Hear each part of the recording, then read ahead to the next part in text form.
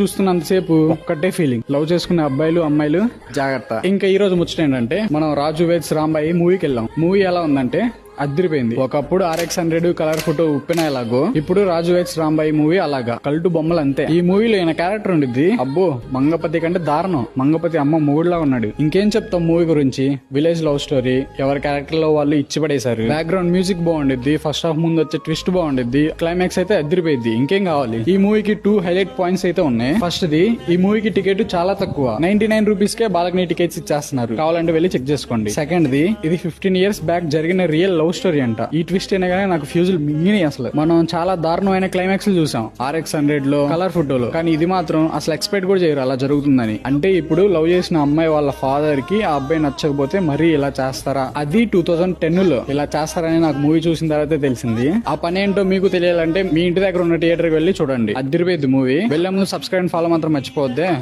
Bye.